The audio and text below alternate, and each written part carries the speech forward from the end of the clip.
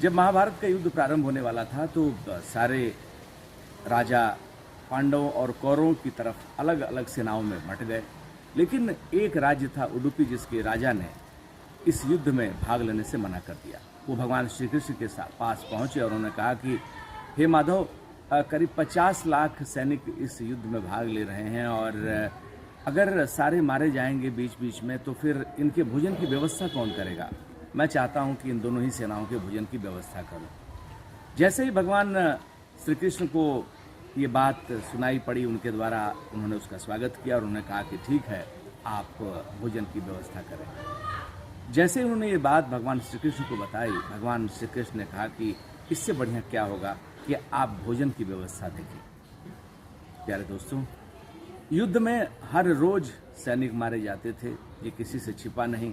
बलराम और रुक्मिणी ये दो थे जिन्होंने युद्ध में भाग नहीं लिया, और जब सैनिक मारे जाते और जब अगले दिन के भोजन की व्यवस्था करनी होती तो एक भी सैनिक के लिए भोजन कम नहीं पड़ता और न ही भोजन फालतू का बनता था।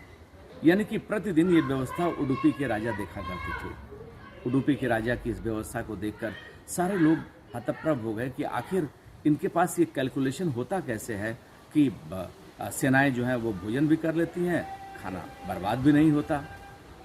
युद्ध चला और प्रतिदिन युद्ध की व्यवस्था उडुपी के राजा देखा करते थे। और जब युद्ध समाप्त हुआ तब एक दिन धर्मराज युधिष्ठिर ने उडुपी के राजा से ये प्रश्न किया कि राजन, एक मेरे मन में सवाल है कि आप प्रतिदिन भोजन की व्यवस्था करते थे, आपके पास कोई आइडिया भी नहीं था कि कितने सैनिक मारे जाएंगे, कल के युद्ध में कितने भाग लेंगे, तब भी भोजन बिल्कुल उतना ही कैसे बनता था। उडुपी के राजा मुस्कुराए। उन्होंने कहा कि आप युद्ध किसके बल पर लड़ रहे थे। उन्होंने कहा मैं तो भगवान श्री कृष्ण को यानी कि माधव के बल पर लड़ रहा था। तो उन्होंने कहा कि बस मेरे साथ भी माधव ही थे।